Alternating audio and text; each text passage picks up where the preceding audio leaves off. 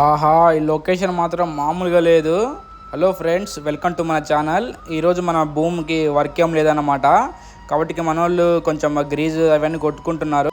Grease Nepal కొంచెం jam అయిందన్నమాట. దీనికి ఆటోమేటిక్ ఉంటుంది గ్రీజు. మనం ముందుగానే కొట్టేస్తే అది ఆటోమేటిక్ సెట్ అయిపోతుంది గ్రీజు. మన బండ్లకు మాత్రం అలాంటిది ఏమి ఉండదు సిస్టము.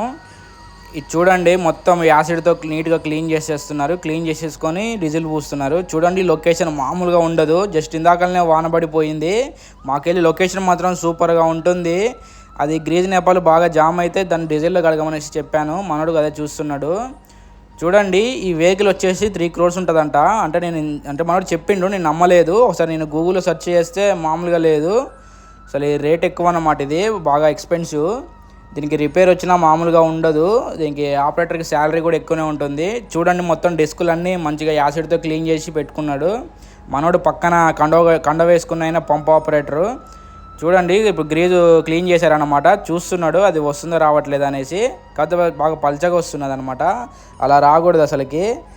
ఏమైందంటే కొత్తది కూడా వేసుకోవచ్చు, కాకపోతే మనోళ్ళు దాన్ని ట్రై చేస్తున్నారు అనమాట.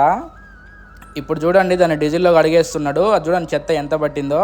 మొత్తం బాగా జామ్ అయింది అది, దానివల్లనే ఇది కావట్లేదు. అయితే ఏంటంటే ఈ వర్కులలో మనకి డీజిల్ అంతా ఉట్టిగా వేస్ట్ అవుతూనే ఉంటుంది. అసలు అది లెక్కకే రాదు. ఇప్పుడు చూడండి, సెట్ చేస్తున్నారు.